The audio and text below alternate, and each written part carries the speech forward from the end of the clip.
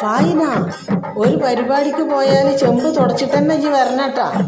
അന്നെ എത്ര നേരമായി ഇവിടെ കാത്തു നിൽക്കണ്? നമുക്ക് പോണ്ടേ? കണ്ട് നിന്ന് പോയാളാപ്പ, മറന്ന്. ഇജ്ജ് ഓനെ വിളിച്ചോളാപ്പ, ഓ ഫോൺ എടുക്കണില്ല. ഏളാപ്പ, ഒരു കല്യാണം കഴിഞ്ഞ് ഓനെന്നെ ചതിച്ച്, രണ്ടാമത്തോനെ എനിക്ക് ഇഷ്ടമായി, ഓനും കഴിഞ്ഞ്.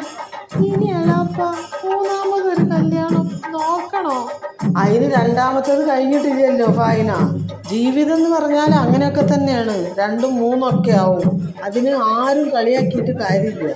കളിയാക്കിയവർക്ക് അതേ റേഞ്ചിൽ തിരിച്ചു കിട്ടുകയും ചെയ്യും. നമുക്ക് വേറെ നോക്കാം ഫായിന.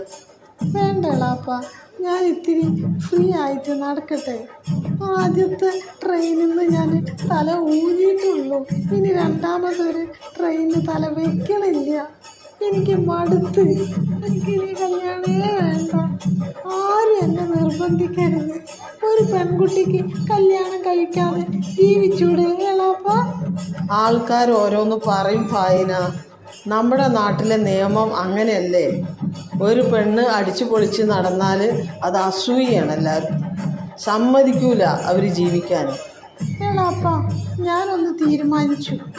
ശുദ്ധമായി ശ്വസിച്ച് ഞാനൊന്ന് ജീവിക്കട്ടെ. ഇവിടുത്തെ പൂക്കളും പുൽമേടും ആസ്വദിക്കട്ടെ ഞാൻ.